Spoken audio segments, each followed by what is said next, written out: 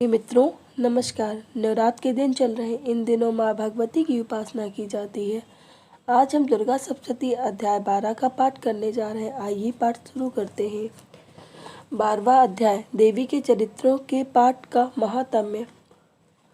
देवी बोली, हे देवताओं, जो पुरुष इन स्रोतों द्वारा एकाग्रचित होकर मेरी स्तुति करेगा उसके संपूर्ण कष्टों को निसंदेह हर लूंगी। मधुकैटभ के नाश, महिषासुर के वध और शुंभ निशुंभ के वध की जो मनुष्य कथा कहेंगे, मेरे महात्म्य को अष्टमी, चतुर्थी व नवमी के दिन एकाग्रचित से भक्ति पूर्वक सुनेंगे, उनको कभी कोई पाप न रहेगा। पाप से उत्पन्न हुई विपत्ति भी उनको न सताएगी। उनके घर में दरिद्रता न होगी और न उनको प्रियजनों का विछोह ही होगा।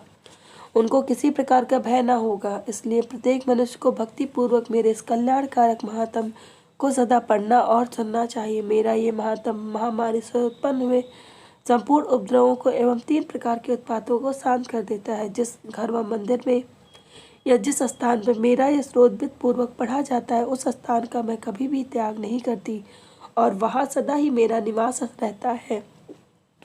बलिदान, पूजा, होम तथा महोत्सव में मेरा ये चरित्र उच्चारण करना तथा सुनना चाहिए। ऐसा हवन या पूजन मनुष्य चाहे जानकर या बिना जाने करे, मैं उसको तुरंत ग्रहण कर लेती हूँ।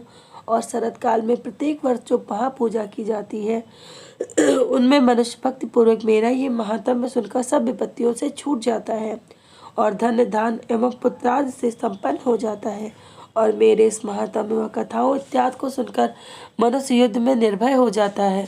मेरा ये महात्म्य के श्रवण करने वाले के शत्रु नष्ट हो जाते हैं तथा कल्याण की प्राप्ति होती है और उनका कुल आनंदित हो जाता है। सब कष्ट शांत हो जाते हैं तथा भयंकर स्वप्न दिखाई देना तथा घरेलू दुख इत्यादि सब मिट जाते हैं।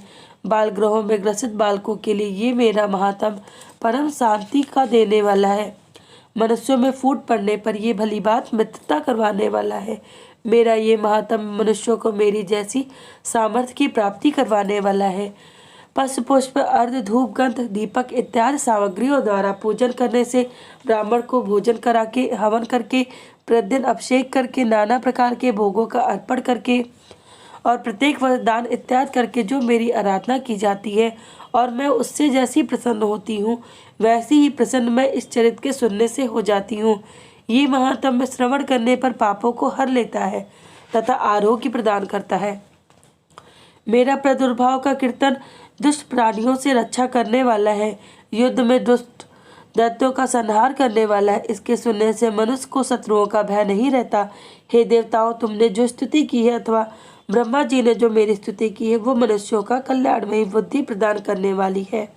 वन में सूने मार्ग पर अथवा दावानल से घिर जाने पर, वन में चोरों से घिरा हुआ या शत्रुओं द्वारा पकड़ा हुआ, जंगल में सिंहों से, बाघों से या जंगली हाथियों द्वारा पीछा किया हुआ, राजा के क्रोध हो जाने पर, माने जाने के भय से, समुद्र में नाव के डगमगाने पर, भयंकर युद्ध में फंसा होने पर, किसी भी प्रकार की पीड़ा से पीड़ित, घोर बाधाओं से दुखी हुआ मनुष्य मेरे इस चरित्र का स्मरण करने से संकट से मुक्त हो जाता है। मेरे प्रभाव से सिंह, चोर या शत्रु इत्यादि दूर भाग जाते हैं और पास नहीं आते। महर्षि ने कहा, प्रचंड पराक्रम वाली भगवती चंडिका यूँ कहने के पश्चात सब देवताओं के देखते देखते अंतर्ध्यान हो गई और संपूर्ण देवता अपने शत्रुओं के मारे जाने पर पहले की तरह यज्ञ भाग का उपभोग करने लगे और उनको अपने अधिकार फिर से प्राप्त हो गए तथा युद्ध में देवताओं के शत्रुओं शुंभ व निशुंभ के देवी के हाथों मारे जाने पर बाकी बचे हुए राक्षस पाताल को चले गए।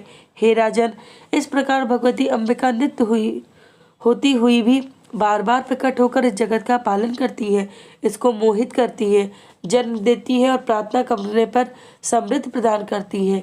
हे राजन, भगवती ही महाप्रलय के समय महामारी का रूप धारण करती है और वही संपूर्ण ब्रह्मांड में व्याप्त है और वही भगवती समय समय पर महाकाली तथा महामारी का रूप बनाती है और स्वयं अजन्मा होती हुई भी सृष्टि के रूप में प्रकट होती है। वह सनातनी देवी प्राणियों का पालन करती है और वही मनुष्य के अभ्युदय के समय घर में लक्ष्मी का रूप बनाकर स्थित हो जाती है तथा अभाव के समय दरिद्रता बढ़कर विनाश का कारण बन जाती है। पुष्प, धूप और गंध आदि से पूजन करके उसकी स्तुति करने से वो धन एवं पुत्र देती है और धर्म में शुभ बुद्धि प्रदान करती है। जय माता दी।